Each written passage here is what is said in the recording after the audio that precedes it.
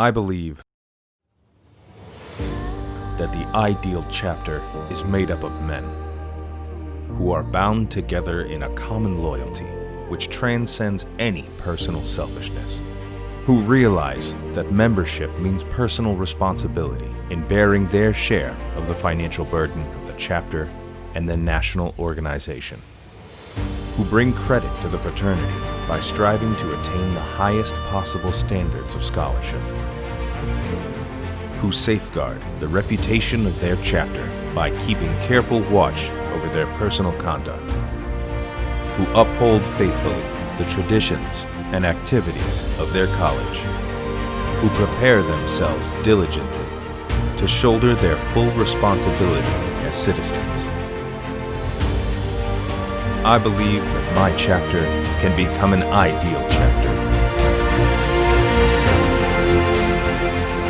and I shall do my share to make it so.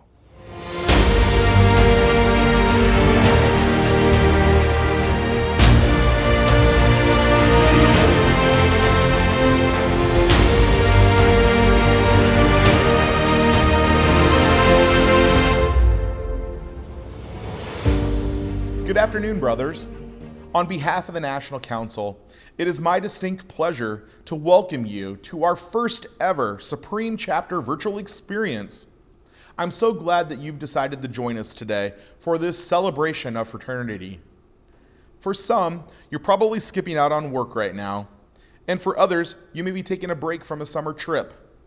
This afternoon, I'm here in my office in Ames, Iowa, just minutes away from the campus of Iowa State University. Go Cyclones! And of course, our Alpha Omicron chapter. And I know we have brothers who have joined us from all parts of the country, some even from around the world. Despite our physical distance from each other, I'm impressed at how many brothers were able to come together here virtually, some of whom would not have been able to join us with our regularly scheduled convention. What an amazing way to be together. So regardless of where you are or what you're doing from your office or your living room sofa today, I'm incredibly appreciative you have all made such a big effort to be with us this afternoon. We were originally scheduled to gather starting today in Baltimore for the 57th Supreme Chapter meeting. But due to the dangerous situation surrounding all of us with COVID-19, the National Council made the very difficult decision to cancel Supreme Chapter. I cannot express to you how disappointed I am and miss seeing each of you in person, to share how proud I am of Pi Kappa Phi, how appreciative I am of each of you for what you do to make our beloved fraternity so great, and to say thank you. Thank you for your servant leadership to our fraternity. Instead of dwelling on what could have been, I've chosen to focus on what we can do and will do to celebrate Pi Kappa Phi and to prepare ourselves for the journey that lies ahead. As you've already probably started to figure out, this virtual experience today is going to be a little bit different than any other Supreme Chapter that we've had in our 116-year history. While we've tried to keep some of the key components to make Supreme Chapter so memorable, such as the State of the Fraternity Address and our election of the next National Council, this is not a business meeting. Instead of a full convention, we will be updating you on key items and Pi Kappa Phi's plans to navigate the challenges that lie ahead. So officially, the 57th Supreme Chapter meeting that was to be held starting today will now become our 2022 meeting. The best part of taking a 4-day event and condensing it down into a 2-hour experience is that we get to keep some of the experiences that we love the most about Supreme Chapter, while making this virtual experience more accessible to more people to attend. We have 174 chapters in attendance, and some chapters even have multiple delegates with us. Perhaps more impressive are the more than 450 alumni, advisors, spouses, and guests who are joining us this afternoon. People were signing up to join the Supreme Chapter virtual experience just days ago, and we'll see how many actually joined today. But we think this year's virtual experience may be one of the best attended meetings in Pi Kappa Phi's history. Despite being separated and physically distanced from one another today, we have some exciting opportunities to network and connect with brothers, such as, for those who have been inducted into the New Phi Society, there will be a virtual gathering today at 5:30 Eastern Standard Time this afternoon.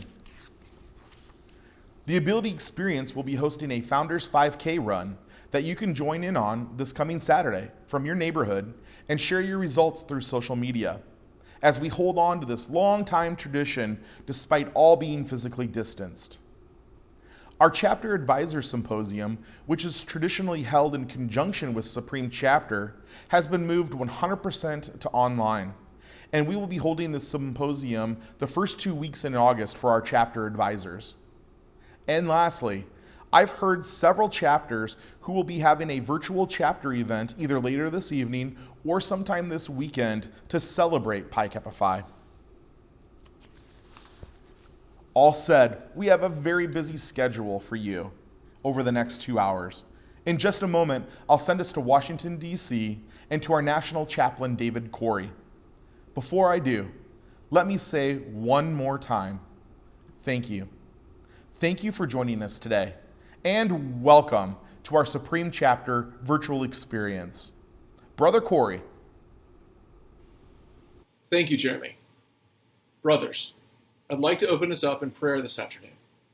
Wherever you are right now, would you take a moment and bow your heads with me?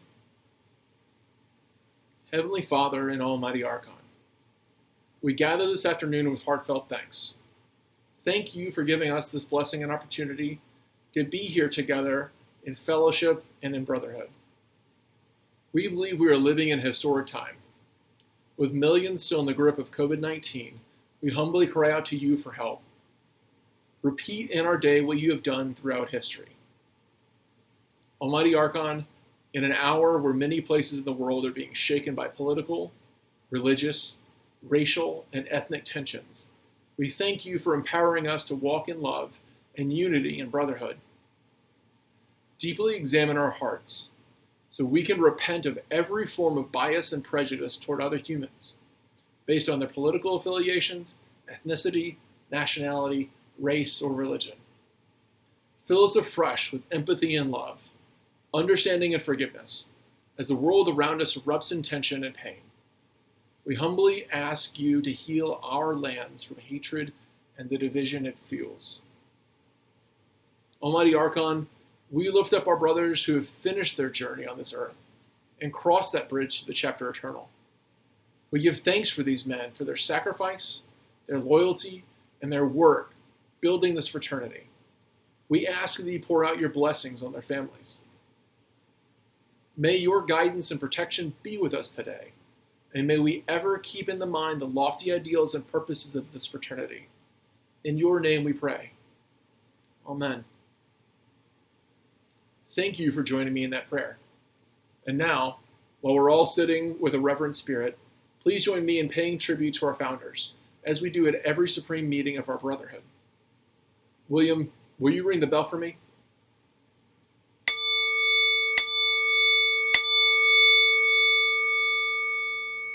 Let us now join together to celebrate the continuing lives of our founders.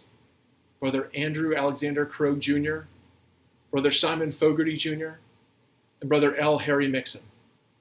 These men continue to live with us through this great fraternity. Their beliefs, ideals, and values are ours. Their spirits are with us to this day. They were three who were so diverse in personality, but so unified in their friendship that they were fully complementary. Their long, close, joyous, and comforting years of friendship projected into permanency and extended to the horizons in the form of Pi Kappa Phi. Our founders had a dream of man's unification through an organization which transcended mere friendship to become a brotherhood which is spread to international boundaries. Let us be thankful for Brothers Krogh, Fogarty, and Mixon have gone forward to pave the way for those of us yet to follow. Let us be gladdened by their lives. Let us not consider what might have been, but let us renew our thanks for the difference in the many lives touched by these men. Through the many years of Pi Kappa Phi, thousands of lives have been bettered. Remember well the words of founder Mixon when he last commented on the founding of our fraternity. The success of Pi Kappa Phi can be attributed to two things. From the beginning, we had the right principles. But in that regard, we were no different from other organizations which start bravely but fall. So there must have been another reason why we did not fall. After authority had passed from our shoulders, there were other men, ready, able, and willing, on whose shoulders this mantle fitted. And there came a never-ending stream of men, devoted, zealous, able, and fervent. Yes, in 1904 we sparked the idea. But it is to those men who came after us and are continuing to come in a steady, unbroken stream that we owe our wonderful Pi Kappa Phi. We have given you the past as we know it. The future we will leave with you.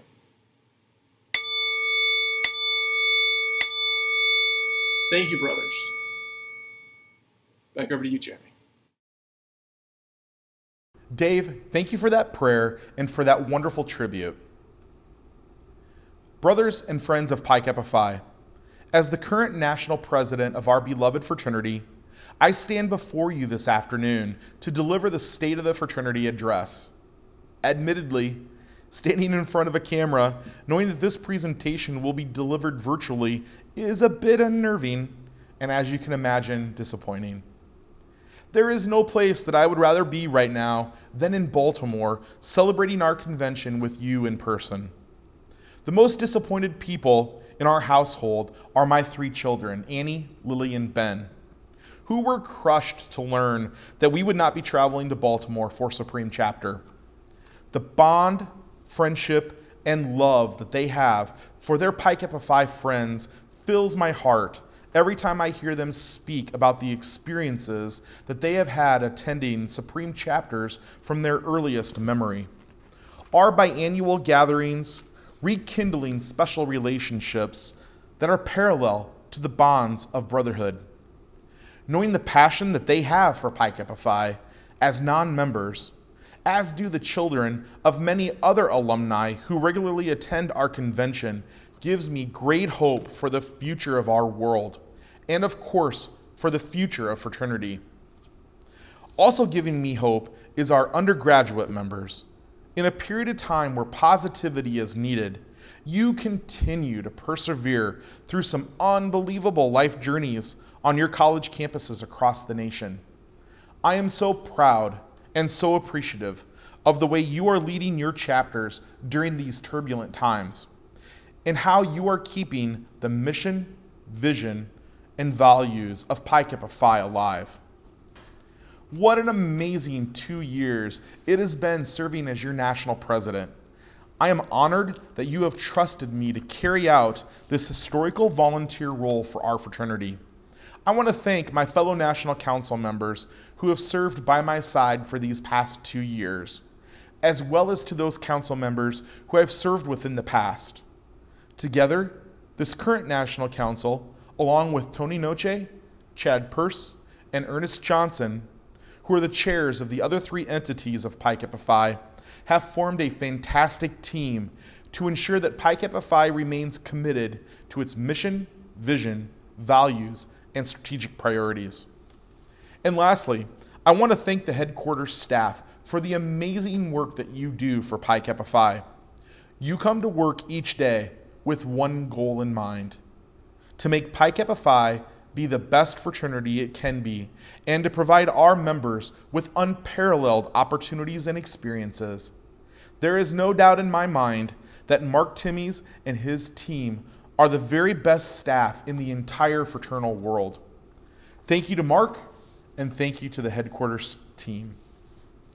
When I reflect on the past 2 years, a common Latin phrase comes to mind: ad astra per aspera, or through hardship comes the stars. Following the 56th Supreme Chapter in Chicago, we all returned to our campuses and homes filled with excitement and hope as we were in an era where Pi Kappa Phi was prospering. As an example, we were expanding on new flagship campuses across the country, Our membership numbers were swelling, and our average chapter size ranked us in the top 10 interfraternally.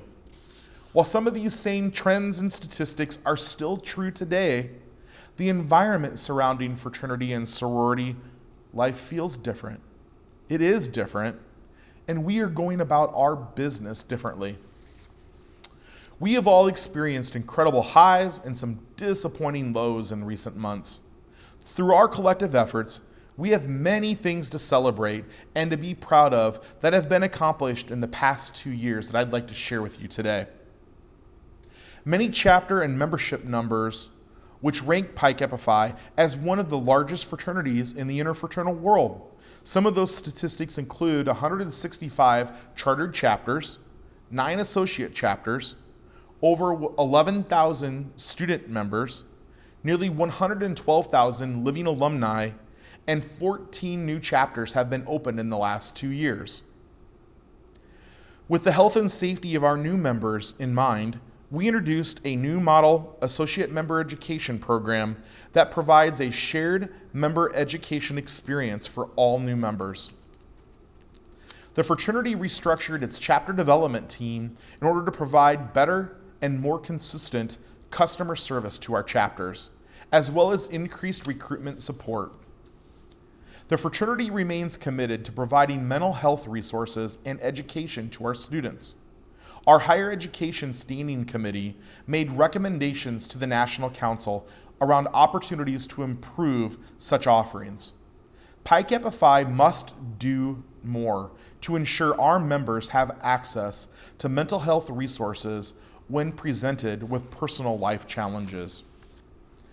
Continuing to grow and take Pi Kappa Phi to new campuses remains a priority, and I'm excited to share with you that next year we will be expanding to Creighton University and Wake Forest University, first-time expansions on both of these campuses, in addition to our recolonization efforts at 2 other universities where we have been before.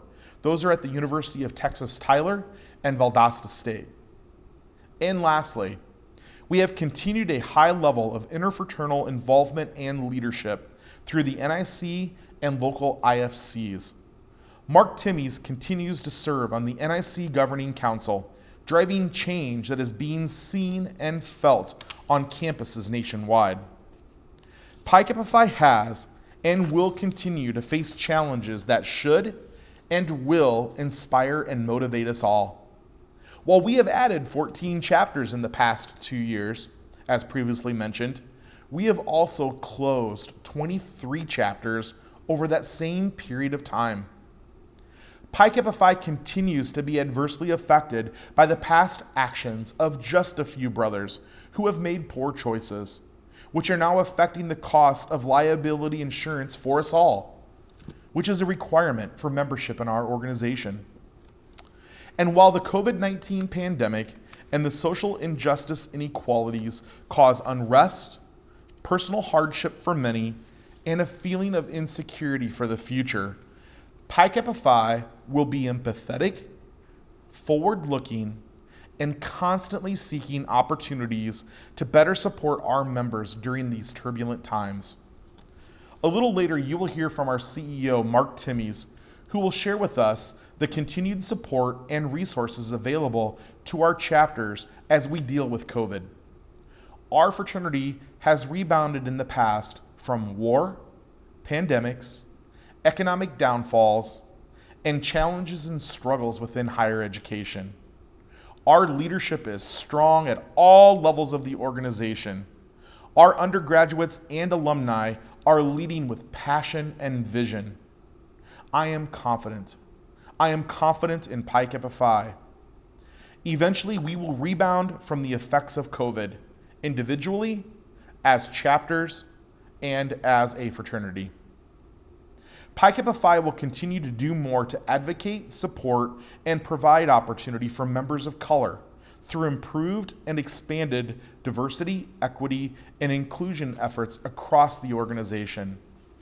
A newly appointed standing committee, the Diversity, Equity, and Inclusion Standing Committee, will review policies, practices, and programs of our fraternity from the diversity and inclusion lens, and make recommendations to the National Council for implementation. There is no playbook on how any of us, including Pi Kappa Phi as an organization, should handle the major crises such as we as a society are facing today. I refuse to call this the new normal as many refer to it as. There is nothing normal about what we are going through. And just as we have done before and will do again, we are called into action to help a brother, help a chapter, and to help our beloved fraternity. We can not only look inward. Our fraternity prepares the best and the brightest to solve problems and lead in our schools, businesses, nonprofits, and communities. Fraternity has never been more relevant than now.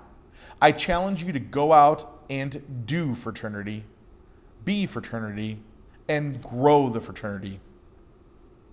It has been a privilege, and I am humbled to serve as your national president for the past 2 years. And I look forward to being here with all of you, celebrating the impact of Pi Kappa Phi on the lives of our members and friends for many years to come. Thank you, and God bless our fraternity. And now, I'd like to send us down to Paris, Tennessee, to receive an update about the fraternity's finances from our national treasurer, James Smith. Brother James.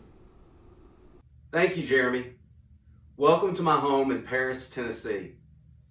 I'm quite confident this is the closest this small West Tennessee town will ever get to hosting a national event for Pi Kappa Phi.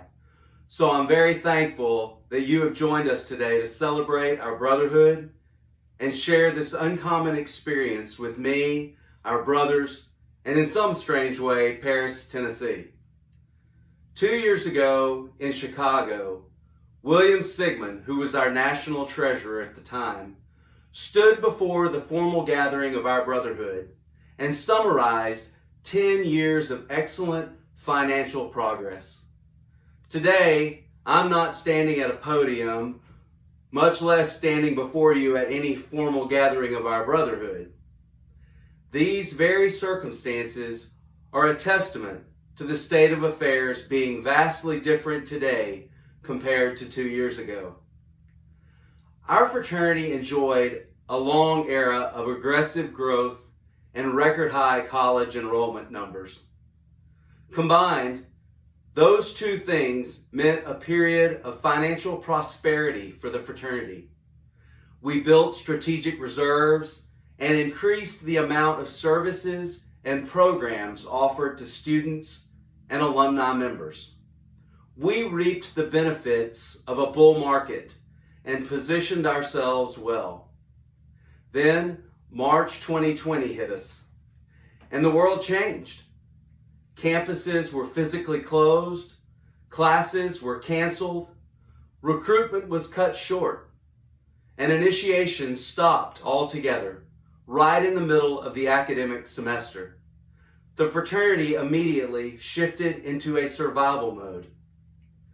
First, because we lost a significant amount of spring revenue due to a loss of pre-initiation and subsequent initiation fees, we focused on outstanding revenues.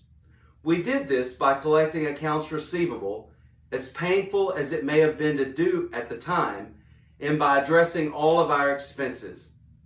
Second, we made tough decisions on what operational expenses to cut in the remaining budget year. This spring, we cut as much as possible and did whatever we could to halt spending and slow our cash spend. In large part, we were successful. Some major areas of cost reduction included evaluating our programs that had the most associated costs and making changes to the services offered based on campus closures, putting a hiring freeze in place and reducing the number of leadership consultants we traditionally hire, pulling the print issue of the spring 2020 Star and Lamp magazine and opting for a 100% digital issue. So it is with pride I stand before you today to say that despite all of these setbacks and significant revenue loss, after timely adjustments, we have ended the fiscal year with an effectively break-even budget. The National Council worked with a few select of our most struggling chapters and provided some debt relief incentives on aged invoices because we did not want to further sink these struggling chapters into deeper financial distress due to COVID-19. Next, we immediately began planning for the fall. Currently, we anticipate revenues will be down just over $1 million because of delays in recruitment, campus closures, and families incurring a household income loss. To mitigate these anticipated losses, we plan to continue to downsize programs while trying to provide a similar level of service, though this may mean different delivery mechanisms like going virtual instead of having in-person support services. To stabilize the organization in the short term, the National Council plans to utilize a portion of our strategic reserve to subsidize the budget. We have decided to only use a portion of that reserve at this time, however, because we are rather concerned that this disruption may affect fraternity operations in the upcoming years. Now, all of this discussion thus far has been about what we call the operating budget. However, we also have a risk management program budget, which has allocated funds designated for insurance and risk management programs. This budget presented an equally staggering and challenging issue. Pi Kappa Phi's insurance rate increased 43% over the last year. This presented us with a second, nearly $1 million problem, not even a month after COVID-19 hit the United States. This huge increase in our premium cost caused the National Council to approve an increase in our risk management program fee by 20%, up to $300 a student from $250. The National Council decided it was best to cap the student fee at $300, though that action alone only solved half of our problem. The Council decided to use our strategic insurance reserves to subsidize the cost of insurance, to reduce staff, and to strategically cut our risk management program expenses to develop a realistic budget in light of the added expenses due to the insurance increase.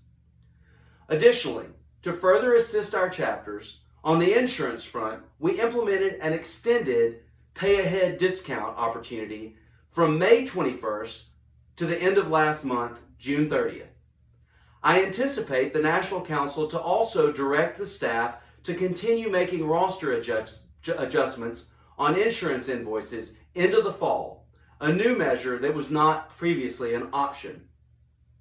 Further, with the cancellation of Supreme Chapter in Baltimore, those fees paid by chapters will now be used to prepay a portion of Pi Kappa College for chapter officers in January.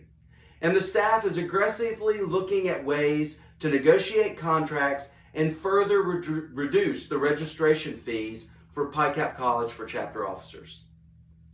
So what does all this mean? It means several things. First, we originally anticipated our student growth rate to slow slightly with declining freshman enrollment rates. But now, coupled with the effects of COVID-19, I'm concerned our membership will drop sharply. Our vice archons and recruitment efforts will be more important and critical now than they have been for the last 20 years. Second, we have no more surplus. Our staff is working to provide a consistent and competitive experience with a sparse budget. Additionally, the National Council has opted to utilize a portion of our reserves in the short term to try and stabilize the rising cost of fraternity in an unstable market and academic environment. Third, we're entering a new normal. A normal that I fear will be detrimental to us if we choose to remain our current course. COVID is one thing that will impact us. But as Jeremy has said, and I believe, we'll get through COVID and be stronger on the other side. But if our student members continue on a course of high-risk behavior, which leads to increased insurance costs, then we will have no option but to increase the risk management fee each year. This is the second substantial increase our membership has faced in the last 5 years. In fact, the student fee has increased 50% compared to 5 years ago today. In order for our rates to return to prior levels, lower levels, we will need several years of obtaining a clean risk management record. There is a direct relationship between behavior and our claims history. There is a direct relationship between behavior and the cost of fraternity. There is a sobering reality that we all need to focus on amidst our current climate and chaos. The cost of fraternity is getting more expensive. The biggest driver of this is the cost of our insurance. There are studies that suggest that if we continue to see costs increase at the pace of the last 10 years, over the next 10 years, we will reach a level that is no longer affordable for the vast majority of students. Yes, costs rise for most things over time. That's a fact. But the pace of change we are seeing now in the insurance market can be slowed, and that is within our control. It boils down to how we decide to change our behavior. This choice is pretty clear. If we continue to see the pace and severity of risk management incidents we have seen over the past few years, the cost of fraternity will increase. Or, if we all choose responsible behavior, and more importantly, hold each other accountable for responsible behavior, and ensure the gift of fraternity for the next century and beyond. In conclusion, the National Council and your headquarters staff continues to do an excellent job of stewarding funds and planning for the future. What we need is financial integrity on all levels. Now more than ever, we need every single advisor, every single chapter officer, and every single member to work with the National Council. You are being called upon to practice fiscal responsibility, to budget expenses and protect the revenues of our members more carefully and better than before, to manage responsibly your risk management efforts. Our future depends on you, and I have confidence in you, and I thank you. If you have questions, I'm happy to answer them at a later time. And if you've heard my call today and you are ready to get involved as an advisor or a financial advisor for your chapter or any local chapter, I know our staff would love to get you connected. But now, thank you for joining me here in Paris, Tennessee, and I'll send you back to Charlotte in our national headquarters where Mark Timmons is standing by. Mark? Thank you, James. Brothers and friends, as we have heard from Jeremy and James, we all know this has been an unprecedented and challenging time for our country and the fraternity as well.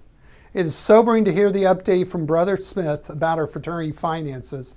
And as we are adapting and working to overcome COVID in our communities, we too as a fraternity will adapt and pave our path forward. I am proud of how our students have pivoted so quickly this spring to the pandemic, how they continue to engage their brothers through virtual communication, support, and involvement. This spring, we weathered the first wave of impact as a result of the COVID storm. But what is our path forward? First, we must keep the health and safety of our members and friends foremost in our minds. This means understanding and implementing COVID protocols for both prevention and response. We must develop a plan and follow it. We must stay informed. We need to work with local authorities and our campus partners on them. We will be challenged by social distancing and social gathering restrictions. This also means individual responsibility by every member in understanding and complying with them. We also need to know if someone has contracted COVID or been exposed so we can respond appropriately. We must continue to embrace the virtual engagement of our members, whether through Zoom chapter meetings, engagement activities, or just simple connection. More importantly, just as we continue to operate in a different virtual way, we must continue to recruit new members and educate them.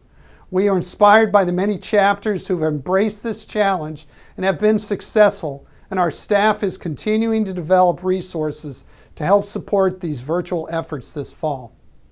Please continue to work with the national staff and utilize the shared ideas, resources, and support as we head into the fall semester. In addition to the already mentioned resources, the staff has also created a chapter support plan that the archons and executive councils are working on to help guide their planning and chapter operations for the year ahead. If you've not had a chance to start working on this, please reach out to your chapter relationship manager to get started. You will also continue to see updated resources and support in the areas of engaging members, mental health, officer training, and our prevention education programs. Now, we know the chapter financial resources have been strained. We understand that some members will not be able to return. Recruitment may be reduced and we may have smaller chapters.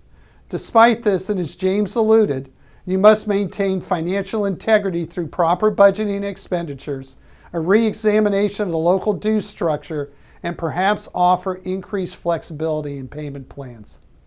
At the national level, we have not increased member dues, we have waived some fees, created incentives, and provided liberal payment plans to chapters in need. As our members who return to school but cannot afford to be active, the National Council has just recently authorized a one-semester COVID financial hardship status. For others, we will be piloting an early alumni status mechanism as well. Chapter relationship managers will be able to provide more information to archons and secretaries on these status change opportunities as the fall semester begins. Regretfully, and as we warned in January at the PICAP colleges for chapter officers, the cost of insurance continues to skyrocket due to our behavior and the resulting claims. I assure you, we are working with our insurance group on cost-effective solutions. However, the number one way to reduce our insurance costs remains the same. We must reduce our claims. Another huge challenge will be keeping our chapter houses. If our student members want to maintain a residential experience on their campuses, they must continue to meet their obligations to live in the chapter house, participate in a meal plan, or pay outside member parlor fees to support its operation. I believe Tony Noce will speak to this in a few minutes when we hear from Pi Kappa Phi Properties, but this applies to all of our chapter houses, not just those managed by properties. So at a time filled with so much disruption and uncertainty, where do we find inspiration in this challenging time? We should look to what remains steadfast. We should look to our ritual and student creed. Pi Kappa Phi will assist, support, and defend our brothers. We will bear our share of the financial burden of the chapter and the national organization. We will shoulder our full responsibilities as citizens. Most of all, this is an opportunity for Pi Kappa Phi to shine and show the true meaning of fraternity. We wish you great success and know you are up to the challenge.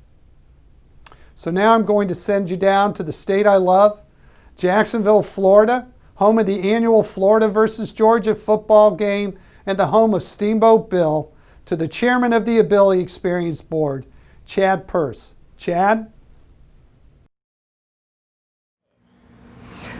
Hi, Mark. Thank you so much. I'm honored to be here today with you guys as the current chairman, board chairman of the Ability Experience. It has been an absolutely crazy ride since about midway through March, and I want everybody here that's in this meeting and experiencing the virtual Supreme Chapter that your board is supremely grateful.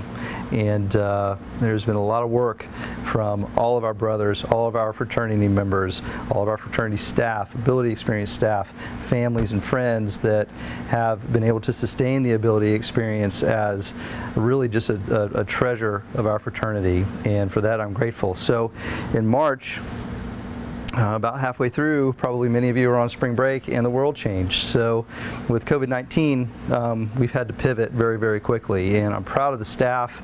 I'm proud of you as our brotherhood to be able to change the way we look at service, to change the way we look at opportunity to grow, and opportunity to impact others. So on the heels of that was the first really big decision that the ability to experience had to make, and that was to look at canceling events due to social distancing. And the first casualty of that was this year's Gear Up Florida. So I've seen a lot of things happen in my life, but the struggle to make that decision by Basil and the staff was absolutely kind of gut-wrenching, because the importance of the event is not just the money that it raises, but it's the people that it impacts. Not just those and our friends with disabilities, but also our brothers that are growing into servant leaders through those experiences. But we had 17 cyclists and crew members participate this summer in a virtual Gear Up Florida, and it was absolutely amazing. Raised nearly $65,000, which was a huge blessing to the organization and to those to which it benefited. Collectively, cycled almost 10,000 miles virtually, so on trainers, daily rides, and the like. And interacted and had pretty much amazing experience with over 1,000 of our friends with disabilities. So what that looks like is virtual friendship visits, dances, bingo, game nights, you name it. It was absolutely impactful for everyone. On the heels of that is now the virtual Journey of Hope and Build America. They've already launched some of their first rides, and in their first friendship visit had over 85 people with 3 to 4 facilities out of California for virtual bingo. And what we're looking at and how we're seeing that landscape change is that our interactions to us, while earlier I'm mentioning how Zoom can be a little bit of a challenge, the reality is that our friends with disabilities have had to change a lot in their lives, more so than you might understand or recognize. Many of the group homes have been completely socially isolated and distanced. No summer camps, no opportunity to see our brothers that are coming across the country to meet with them, isolated away from family and friends. One of the things that's come from that has been our Enable Gaming Inclusion program, where quite honestly I've been able to see a lot of our able-bodied brothers get absolutely wiped off the court or out of the game with by some of our friends in either Fortnite or Rocket League or whatever the case may be. As we start to change the way we move forward, the way we interact moving forward, I really want to implore you guys for your help, because really standing alone as either ability experience staff or Pi Kappa Phi staff, we need your feedback, we need your ideas on how to expand these types of programs. We're going to be able to reach out to those with disabilities to really kind of figure out how we're going to tackle the fall, right? Because we're running out of time. And so what we have so far, though, for you to include in either your Ability Week or the Roses are plenty of virtual opportunities, whether it be bingo, game night, Enable Gaming. There's all types of things that we want to provide to you. So please talk to somebody at the Ability Experience to help you with your fall programming. I need you guys to take action, right? Because we're in tough times, but we're in great times because so many good things are coming from this. So as I wrap up, I really just want to thank Pi Kappa Phi for 43 years of loving our philanthropy well, keeping us strong, continuing to give us opportunities to provide service and building leaders within Pi Kappa Phi. From sunny Florida, it's hot here. I'm about ready to die. I want to throw it over to Tony Noche in the Northeast to talk about the amazing things that they're doing at properties. So thank you, guys. Thanks, Chad. Indeed, the Northeast is great. In fact, Aflusan produced 3 Mr. Pi Kappa Phis in its history, with the most recent being Keith Shepard, who was honored last summer in Louisville. I am excited to address this group of brothers on behalf of Pi Kappa Phi Properties during this first ever virtual Supreme Chapter. Pi Kappa Phi Properties was created 55 years ago by Durward Owen with a simple mission: to help Pi Kappa Phi fraternity chapters acquire, construct, improve, finance, or manage housing that is competitive on their respective campuses. Fast forward 55 years, and from that idea, Properties now owns and manages chapter houses for 25% of our fraternity's house chapters. For unhoused chapters, it's important that they understand that Pi Kappa Phi Properties is also there for them to assist with their housing needs, whether it is in securing a property to lease or acquire for the chapter. For our chapters that are fortunate enough to have a chapter house, this year more than ever, we need your help. COVID-19 has impacted all of our lives in some manner, and Pi Kappa Phi Properties was not spared. In order for Pi Kappa Phi Properties to continue to fulfill its mission, we have to be fiscally responsible and financially sound. Managing these magnificent properties requires a steady source of revenue to offset the expenses of ownership and maintenance. When schools closed in March due to the quarantine, our undergraduate brothers were sent home. Our only source of revenue stopped, but our expenses continued. Fortunately, our board and our staff had contingency plans in place for unforeseen events, and we've been able to weather the initial storm. However, our long-term survival depends on our student members. Living in a fraternity house is a once-in-a-lifetime experience. Don't miss that opportunity. If you enjoy the benefits of having a fraternity house, you have to live in it or it won't be there for long. For most of you, your undergraduate college education is a truly once-in-a-lifetime experience. Joining a fraternity affords you with another amazing and unique opportunity to live in a fraternity house. Once you graduate and join the working class, you will have plenty of opportunities to rent an apartment, but you'll never have another opportunity to experience fraternal living. I would not trade my fraternity experience for anything, and living in my chapter house was one of the best experiences of my life.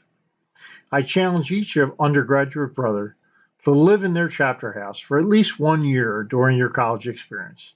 I guarantee you won't regret it. Thank you for your support of Pi Kappa Phi Properties. And now I believe our brother from Alpha Iota is up next. From Houston, Texas, Ernest Johnson, the chairman of our foundation's board of trustees. Thank you. Thank you, Tony. And hello from Houston, Texas. I'm Ernest Johnson, chairman of the Pi Kappa Phi Foundation and a graduate of Auburn University, Alpha Iota Chapter. On behalf of the board of trustees and the staff of your Pi Kappa Phi Foundation, I send my warmest wishes for good health and safety to you and your family and your chapter brothers. I recently read an article by an economist whom I like to follow, and in the comment section, of all people, his daughter posted the following comment. I always wondered what it was like to live during the time of the Civil War, Spanish flu, Great Depression, Civil Rights Movement, Watergate, and the Dust Bowl, just not all at once. I think that sort of sums up the environment that we find ourselves in today. These are unprecedented times in the life of our nation and in the times of Pi Kappa Phi, but I know our fraternity will navigate them effectively, just as we have during other times of national crisis. I'd also like to thank the thousands of donors who have generously provided funding to the Pi Kappa Phi Foundation over the past 2 years. Your generosity has allowed us to provide greater support to our brothers and the fraternity. Some of you have even chosen to give during this pandemic, and we really appreciate your generosity during these trying and stressful times. The Pi Kappa Phi Foundation is built on the idea that our brothers can change our world for the better. For almost 116 years, students, alumni, and friends of the fraternity have given their time, talents, and treasure to ensure that our undergraduate and graduate members have the tools to lead our nation. As the fraternity continues to innovate new and implement exciting ways to engage our brothers virtually, Pi Kappa Phi Foundation stands as a proud partner, helping to provide the necessary funding to further its mission during this health and financial crisis. Through academic recognition scholarships, the Fraternity Leadership Grant, and our historical preservation initiatives, Pi Kappa Phi Foundation has provided just shy of $1 million in financial support to Pi Kappa Phi and its chapters since the last Supreme Chapter. These funds have eased the burden of tuition, rewarded academic success, and helped students continue their postgraduate studies. If you're a student member, please take the time to look at what our scholarship offerings are and apply. We want to help you fulfill your academic potential. Under the leadership of our Vice Chairman Rick Burke from Drexel, we're revising the Foundation strategic plan to ensure the continued growth of the Foundation and, in turn, the expansion of the resources available to the fraternity, the Ability Experience, and Pi Kappa Phi properties. This strategic plan will provide guidance and groundwork to the Pi Kappa Phi Foundation during this decade to ensure the continued support of these organizations. Over the past 6 years, we've undertaken 2 major campaigns. Under former Chairman Nathan Hightower, we launched the Common Loyalty campaign that raised over $7 million of unrestricted funds for the foundation. Under the leadership of John Andrews, we initiated the Make Your Mark Plan Giving campaign. It's currently underway and has identified brothers who have included Pi Kappa Phi in their legacy plans and encouraged others to do so. Brothers from around the country have committed just under $13 million to the foundation in their estate plans, well surpassing the campaign goal of $12 million. Typically, we would have celebrated the culmination of this Make Your Mark campaign at this year's Supreme Chapter, but because we cannot be together in person this year, we're going to extend the campaign through the summer alumni reunion to be held in St. Louis in 2021. So we hope those of you that are listening that have not included Pi Kappa Phi in your estate plan might consider doing so over the next 12 months. These brothers are laying the groundwork for Pi Kappa Phi's financial stability for the next century, and for that we all owe them a great amount of gratitude. Your ongoing gifts are going further than ever to support the leadership and scholarship activities of Pi Kappa Phi. It's more important than ever to support the Pi Kappa Phi Foundation. On behalf of the Board of Trustees, I would ask you to consider adding Pi Kappa Phi to your legacy plans and making a leadership gift this year to not only continue, but to expand the support of our student members and the greater fraternity. So while we can't be together this summer, we do look forward to seeing you in St. Louis in 2021 at the Summer Alumni Reunion. At that time, we'll be hosting our next in-person New Phi Society event, and we'll induct all those members who are eligible to join at this year's Supreme Chapter. All attendees of the 2021 Summer Alumni Reunion will also be granted 1 year of credit towards New Phi eligibility. We'll have additional details following this convention. Again, we're disheartened by the current health risks that have prevented us from celebrating with you in Baltimore, but please know how much the board, the staff, the volunteers, and students appreciate your continued generosity, your time, and your talent. On behalf of the Pi Kappa Phi Foundation, thank you very much for what you've done, for what you continue to do, and for what I know you will do. Thank you. Remember the bell hour, brothers. For as it has rung to bring us together henceforth, when it rings, let it bring you physically and spiritually together with your brethren. For as the star and lamp have shone forth, the purposes and ideals of this fraternity from its beginning, let the sound of the bell move across your life. And from this threshold, remind you of our steady friendship and love, one for the other.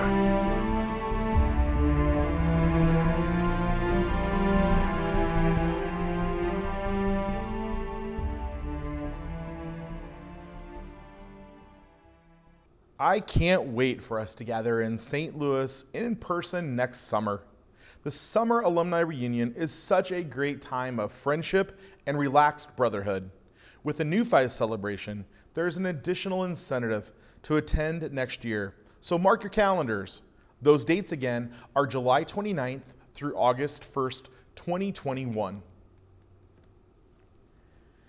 Just as we'll anticipate the announcement of a few Pi Kappa Phi awards in St. Louis a year from now at the Summer Alumni Reunion, it wouldn't be a Supreme Chapter experience if we didn't have a number of special men to recognize this afternoon as well. It is my distinct privilege to recognize some of Pi Kappa Phi's most outstanding students and alumni members. Let's begin our awards celebration with our Interfraternal Leader of the Year Award. Pi Kappa Phi continues to lead the Greek world on a national level through our values, educational programs, and commitment to service. Similarly, our Interfraternal Leader of the Year Award recognizes the undergraduate member who demonstrates the most outstanding leadership in the interfraternal community on his campus. As a student leader, Stephen served his chapter as both secretary and archon, and now serves as the IFC president at the University of Florida. As IFC president, he oversees a council of 24 chapters and over 2,600 fraternity men. During his time as IFC president, he created Thrive IFC, the council's first initiative centered around wellness and brotherhood support for the community. And he also started to refocus the council's efforts towards sexual assault prevention education. The recipient of the Interfraternal Leader of the Year Award is Stephen Greep from the Alpha Epsilon chapter at the University of Florida. Congratulations, Stephen. I promise there's a roaring virtual round of applause happening for you right now. Next, Brother Howard Baker from the Alpha Sigma chapter at the University of Tennessee was a politician and a diplomat who served as a Senate Majority Leader, White House Chief of Staff, and a United States Ambassador to Japan. In honor of his commitment to global leadership, the Howard H. Baker Leadership Award is given annually to a student member of Pi Kappa Phi, whose leadership extends across the campus community. Leadership in Pi Kappa Phi is ultimately about a commitment to not just better the fraternity, but to better the world around us. Today, I'm happy to recognize an outstanding leader who has been involved in leadership positions within his chapter, on his campus, and for Congressman Theodore Deutsch of Florida. As a student body president, he wrote and established legislation for mental health, student safety, diversity and inclusion, and campus involvement. In addition to serving as philanthropy chairman for his chapter, he was involved in 2 different professional fraternities outside of Pi Kappa Phi, and he was inducted in the Ad Astra Society in 2019. Today, it is my honor to present the 2020 Howard H. Baker Leadership Award to Luke Turner from the Kappa Delta chapter at Florida Atlantic. Congratulations, Luke. The Philip M. Summers Student of the Year Award is the highest honor bestowed on an undergraduate member. Selected from more than 11,000 undergraduate members, the winner exemplifies the ideals of Pi Kappa Phi in his chapter, on his campus, and in his community. Today's recipient is a Pi Cap College for Emerging Leaders graduate, a past Archon and Secretary, a 2-time member of the Council of Archons, and a 2-time Pi Alpha. He not only participated in these programs, but he also went on to serve in leadership roles as the project manager for Build America, as an intern for Pi Cap College for Emerging Leaders, and most recently served as a student representative to the nominating committee. In addition to his service to Pi Kappa Phi and the Ability Experience, he also served his campus as the IFC president. What a wonderful list of accomplishments for this brother. I am proud to present the 2020 Philip M. Summers Student of the Year Award to Patrick Lucet of the Delta Delta chapter at Truman State University. Congratulations, Patrick. Next, we have 2 alumni awards to recognize, Pi Kappa Phi Hall of Fame and Mr. Pi Kappa Phi. The Pi Kappa Phi Hall of Fame consists of selected alumni members who have distinguished themselves in the fields of business, industry, the arts, sciences, and other professions. Inductees are chosen by the National Council on an annual basis. And past inductees include former chairman of Accenture, Joe Forehand, former baseball infielder Joe Sewell, former United States Senator Howard Baker, and author Thomas Wolfe. This afternoon, we'll recognize our 2 2020 Pi Kappa Phi Hall of Fame inductees, and they are Kelly A. Bergstrom from the Alpha Omicron chapter at Iowa State University, and Durwood W. Owen from the Xi chapter at Roanoke College. Kelly had a distinguished career in real estate, including serving as CEO and president of JMB Properties Company, one of the largest real estate investment and management firms. Following his successful tenure at JBM Properties, Kelly started his own company, Bergstrom Investment Management, which he continues to lead very successfully today with his daughter Allison. In addition to his professional career, Kelly has modeled the way as a successful philanthropist, including service as chairman for the Iowa State University and the University of Florida Foundations, for the Pi Kappa Phi Foundation, and creating the top-ranked Kelly A. Bergstrom Real Estate Center at the University of Florida. On a personal note, I have known Kelly for 28 years, dating back to when I met him after joining the Alpha Omicron chapter in 1992. Kelly is a mentor, a brother, and a friend, and I am so appreciative of the time he gives to me, to many others, and to nonprofit and educational organizations across the country. It is my honor to announce Kelly Bergstrom as one of our 2020 Hall of Fame inductees. Congratulations, Brother Bergstrom.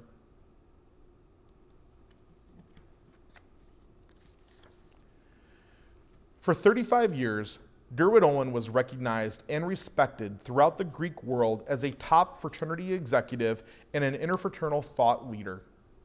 He served as president of two major interfraternal organizations, those being the Fraternity Executives Association and the Fraternity Communications Association. He created FIPG, a risk management association, and the Fraternity Risk Management Trust, an interfraternal captive insurance company. Derwin is considered a legend by many longtime interfraternal leaders, and the impact that he has left not only on Pi Kappa Phi, but the entire interfraternal world is astonishing. He has done so much to benefit our great fraternity and only more firmly solidifies his standing in the annals of Pi Kappa Phi history. Derwin is in a class of his own when it comes to his successes and accomplishments as a fraternity executive. Derwin, we are eternally grateful for all that you have done to care for and build the interfraternity industry, Pi Kappa Phi, and the impact that you've made on thousands of brothers as an executive director and executive director emeritus. Please join me in congratulating our 2020 Hall of Fame inductee, Brother Derwin Owen. The Mr. Pi Kappa Phi Award is the highest honor that is bestowed upon a member of this fraternity. 55 brothers have received the Mr. Pi Kappa Phi Award, including Kelly Bergstrom and Derwin Owen, previously mentioned as our newest Hall of Fame inductees. Having served as chapter archon, area governor, national president, chairman of the Pi Kappa Phi Foundation, and in many other roles throughout Pi Kappa Phi, this year's recipient has displayed a lifetime of service and dedication to our fraternity, and in each role he fulfilled, the list of accomplishments are significant. As the chairman of the Pi Kappa Phi Foundation, John chaired the largest and most successful fundraising campaign in our organization's history, raising over $9 million. John went on as the leading impetus for the Make Your Mark planned giving campaign, urging brothers to recognize the fraternity in a legacy gift. To date, the campaign has raised over $13 million in expected gifts from 141 brothers and families. These are just a few of the significant accomplishments in a lifetime of service that John has made to our fraternity. I am proud to announce Brother John Andrews of the Delta chapter at Truman State University as our Mr. Pi Kappa Phi 2020. Congratulations, John. All of our award recipients will be more formally recognized at a future appropriate time. And this concludes our award presentations this afternoon. Again, I'd like to offer a heartfelt congratulations to all of our award recipients this year. Stick around just after our programming, and our communications team will provide more information on the screen about our other summer award recipients. Congratulations to everyone. As we get underway with our next segment, let me tell you a little bit more about our meeting today and how your National Council and I derived at its format. With the cancellation of the in-person meeting, we realized the most essential work our body had to accomplish, and ultimately the single item we wanted to offer was the election of our new officers. To uphold our normal election pattern and term length of 2 years. To accomplish this, we researched and tested a method provided to us under the South Carolina Nonprofit Act. Using power provided during an emergency, being amidst a global pandemic, and not having an in-person business meeting, we carefully amended the election procedure to allow for electronic voting. As you know, ballots were made available to all members who duly registered for our virtual experience today. Following the South Carolina Nonprofit Act and our own existing Supreme laws, we were able to propose the slate of nominees that were put forth by our nominating committee last fall. You voted, and we had a great turnout. Thank you to everyone who shouldered their full responsibility as citizens and voted. Before we announce the results of the 2020 election, I'd like to recognize our current National Council. These men that I've served with, some of them for 2 years, and some of them for many more, have given diligently of their time, talents, and resources over the past 2 years during my term as national president. Each man has gone above and beyond in helping to guide the fraternity through extraordinary times and circumstances. I am extremely grateful for their service to our fraternity. I would be remiss if I didn't recognize Logan Ulrich. Logan was appointed as the student representative to the National Council last fall, and he has served as chairman of the Council of Archons. He has served us diligently by representing the voice of our undergraduate membership, providing advice and guidance to the National Council and to our national staff. I would like to also ask you to join me in virtually thanking the men who have served diligently over the past 2 years as your National Council. I'd like to now turn our attention to the 2020 National Council election. On behalf of the Credentials Committee, I am pleased to report that we had 165 undergraduate chapters, 226 alumni members, and 56 alumni chapters and housing corporations represented in our electronic voting process this year. Collectively, there were 11,400 votes represented in this election. Additionally, we should note that chapters who held any aged outstanding debt to the National Fraternity or had been suspended consistent with the fraternity's conduct code in accordance with our Supreme laws did not have their votes counted. At this time, it gives me great honor to announce to you our new National Council. National President, William T. Sigmund, Alpha Sigma Chapter, Tennessee. National Vice President and President-elect, James M. Smith, Alpha Eta, Samford. National Treasurer, Joseph A. Brady III, Epsilon Omicron, Villanova. National Secretary, Michael S. Loy, Beta Eta, Florida State University. National Historian, David T. Corey, Alpha Eta, Samford. National Chaplain, Andre L. Turner, Eta Rho Chapter, Texas State. National Chancellor, Alan P. Dusterhouse, Zeta Epsilon Chapter, George Mason. It's also my pleasure to announce that Matthew Kassler from the Theta Mu Chapter at UMass Amherst has been appointed to serve as the student representative to the National Council for the next year. I would like to offer a sincere and resounding congratulations to all of the newly elected members of our new National Council. To make this official, let's install them. Gentlemen, please raise your right hand and repeat after me. I, calling your full name. I, William Sigmund. I, James Michael Smith. I, David Torrance Corey. I, Alan Dusterhouse. I, Joseph Brady.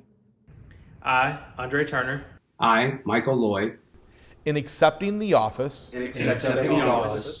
To which I have been elected.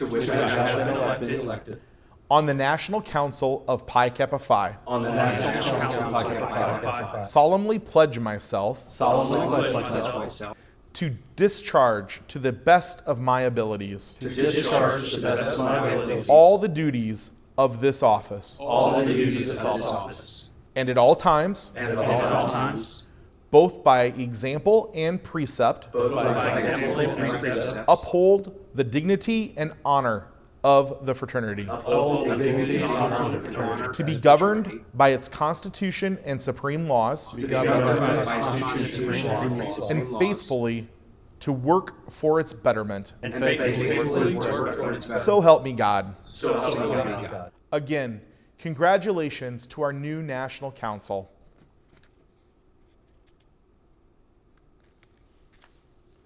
It now gives me great pleasure to introduce you to our new national president. William Sigmund is poised to be an outstanding leader of our fraternity. In addition to calling William my fraternity brother, he is a dear friend and someone whom I consider to be a mentor to me. Brothers and friends of Pi Kappa Phi, I call upon our new national president, who's coming to us from the national headquarters in Charlotte, North Carolina, Brother William Sigmund, National President of Pi Kappa Phi. Thank you, Jeremy. Brothers and friends of Pi Kappa Phi, it is with great appreciation and honor that I am called into this leadership role of our great fraternity. We live in unusual times. Some would even argue unprecedented. Whatever you call it, the reality is this. Multiple life-altering events have converged in the midst of vastly polarized ideological perspectives. For some, this means confusion and uncertainty as to what to do next. And truthfully, all of us are affected in some way. As individuals, in our communities, the companies we work for, the causes we love. And that includes Pi Kappa Phi.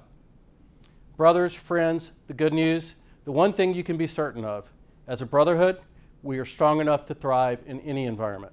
Our motto, Uden de Espasa Hamas, nothing shall ever tear us asunder, not only provides comfort, but it also invokes confidence. This is what fuels my certainty that we will not only overcome these challenges, but we will look back on them years from now as a time that made us stronger. But there's another motto I'm reminded of that I first learned years ago as a Boy Scout. Be prepared. Our road together is a lifelong journey, one that has had and will continue to have many difficult turns. But at every level, individual, chapter, and so on, we must recognize in this moment that the weeks and months ahead could offer some of the most difficult turns we've faced in a long, long time. It is in that context that for the next few minutes, I want to focus on the three key things we must address this year as we face this adversity head on. First, our undergraduate chapters must have our full support as they face a changing landscape on their campuses. Nearly all of our chapters will face university or state-driven limitations on how they typically operate. Virtual rush, deferred rush, social distancing at events, reduced housing occupancy, etc. aren't just hypotheticals. These are scenarios already announced by many schools. Many of our chapters are already working on their own to adapt to these changes, and frankly, we need that kind of energy to continue. And we need it from all of our chapters. But they cannot do it alone. We also need our headquarters staff, board leadership, chapter volunteers, and frankly, all of our alumni, laser focused on our undergraduate chapters. We must work diligently to align resources and invest in their stability and recognize that these efforts for some chapters could be the difference between survival and closure. But even if all this works out perfectly, I still must appeal for one more thing from our undergraduate members.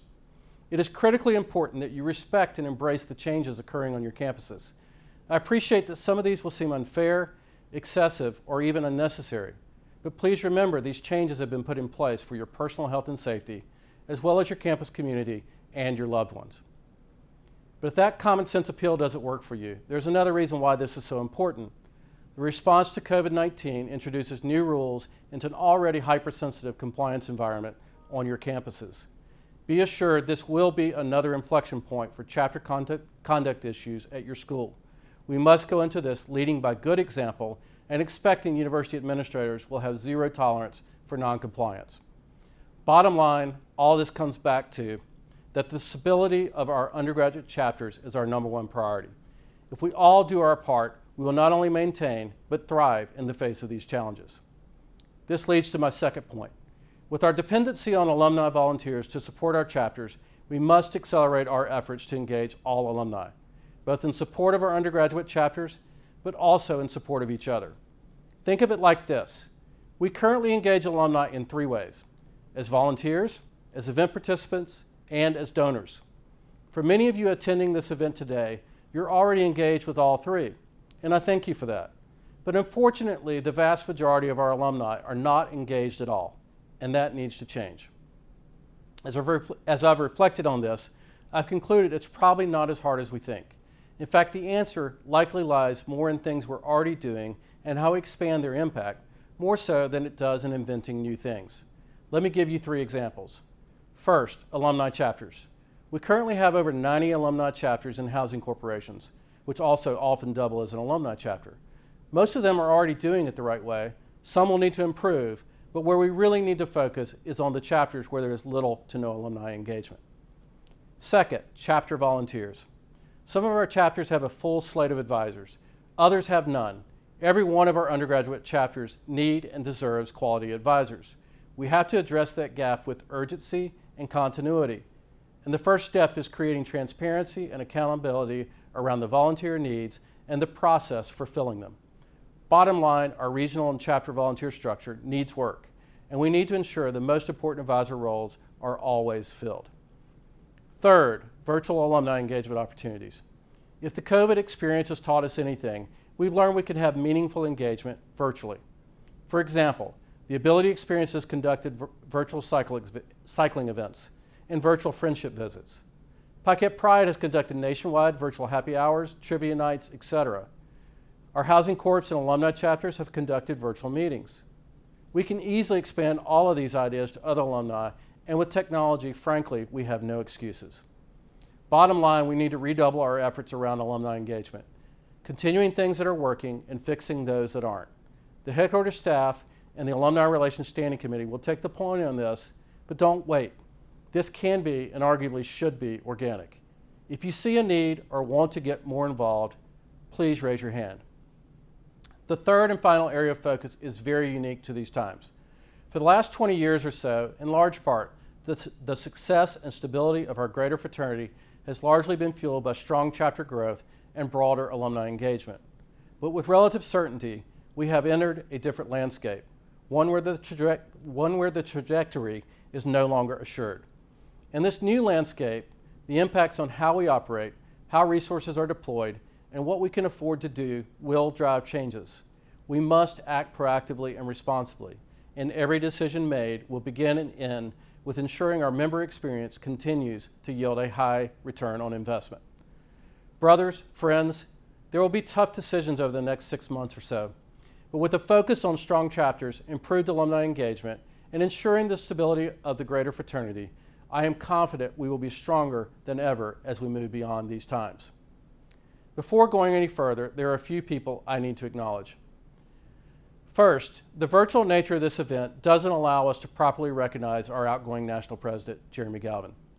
In due time, we will still make that happen. But for today, let me just say, Jeremy, well done, brother. I'd also be amiss not to thank his family. Jen, Annie, Lily, and Ben. None of us get to do what we do without the support of our family, and we thank you for sharing Jeremy with us this long. To my wife Elizabeth, my son Marshall, and my daughter Jordan, thank you. You've loved me in spite of my bad dad jokes and supported my many passions with your time and involvement, even when there were probably 1,000 other things you'd rather do. To my parents who taught me that good isn't the same as great, and that if life gives you lemons, make lemonade, thank you. To my chapter brothers in the Alpha Sigma chapter at the University of Tennessee, you took me in 35 years ago as a scrawny kid from North Carolina, embraced me, and ultimately gave me my first opportunity to be a leader in our fraternity. Go Vols. And finally, to my Pi Kappa Phi family, and especially the countless volunteers and staff I have served with and continue to serve with, thank you for continuing to inspire, commit to, and believe in the fraternity experience. Folks, these are difficult times. Difficult times require more than just actions. They require values-based leadership. And when our values drive our actions, good things happen. When they don't, we are in trouble. But we know this. We've done this before. The ability experience, ladder of risk, mental health resources, date rape prevention. We have an endless list of programs and initiatives where Pi Kappa Phi has led with its values. But we can't look back.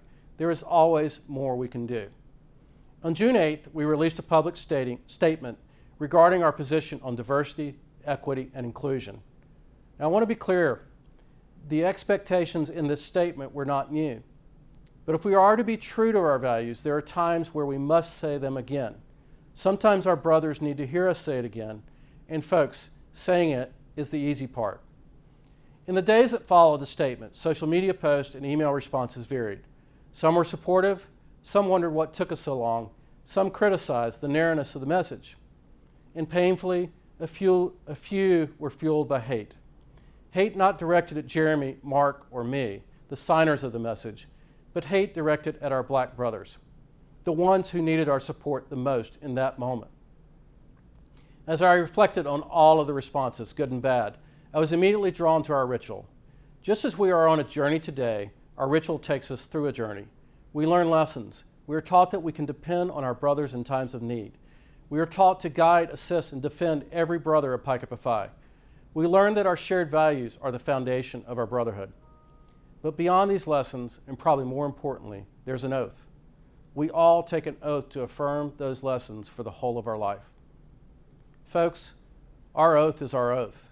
And if we don't treat every brother of Pi Kappa Phi with dignity and respect, if we don't try to understand and embrace each other, regardless of race, religion, ethnicity, ability, sexual orientation, HIV status, regardless of whether we're from the Alpha Associate Chapter or the Kappa Upsilon Chapter, or any chapter in between, or for that matter, anything else that makes us different, the reality, we will be torn apart. Said another way, our values and the motto we so revere will be meaningless.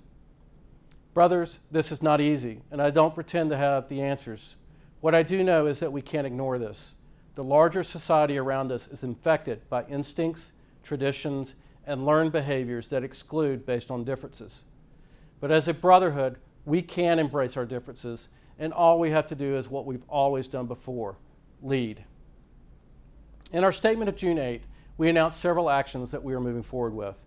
This starts with the appointment of our brother James Dukes, Eta Pi chapter at Coastal Carolina University, as the chairman of our new National Standing Committee on Diversity, Equity, and Inclusion. There will be so much more to follow. If you hear nothing else, remember this. Leaders act with intention and purpose. Just saying what needs to be said isn't enough. We must do what needs to be done and lead the way Pi Caps know how to lead, with our values and our actions. So I'll close with this. As an organization, our stated vision is this: a future where every Pi Kappa Phi embraces his role as a leader, puts service before self, and improves the world around him. As much as this vision is for our brotherhood, it is also a call to action for every single one of us. It is also a call for self-reflection and a call to lead. A few months ago, I read a book by Brené Brown. She has spent the entirety of her career studying the concepts of courage, vulnerability, shame, and empathy.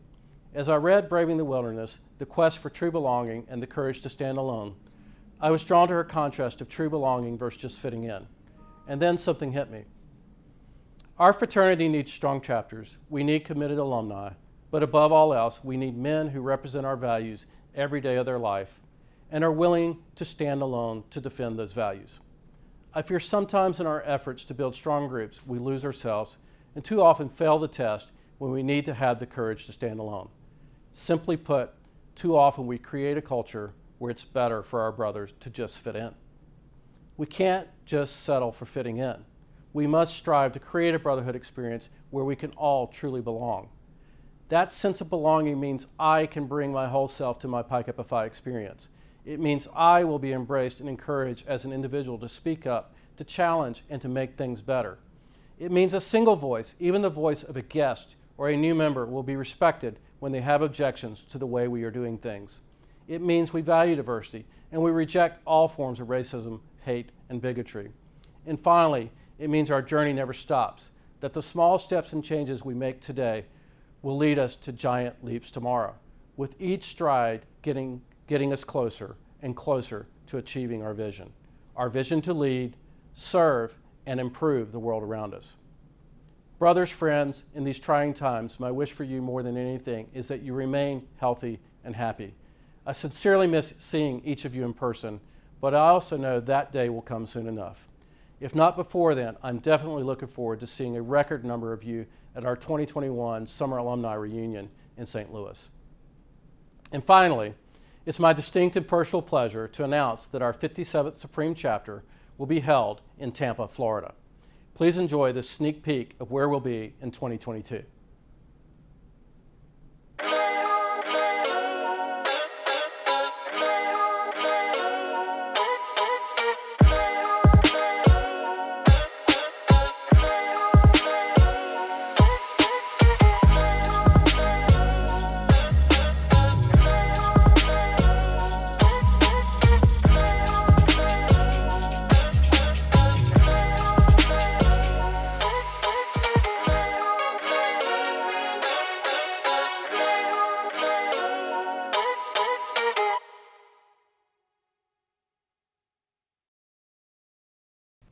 Behold how good and pleasant it is for brothers to dwell together in unity.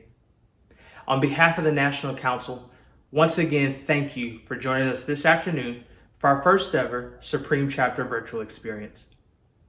It was great to have so many brothers and friends join us today for this celebration of fraternity. I personally can't wait to see you at the Summer Alumni Reunion in St. Louis next year, and again in 2022 for the 57th Supreme Chapter meeting in Tampa, Florida. Before we go, in case you joined right on time at 3 o'clock today, stay on the meeting for a few minutes afterwards to watch some closing slides about summer award winners, save the date announcements, current volunteer opportunities, and other Pi Kappa Phi news.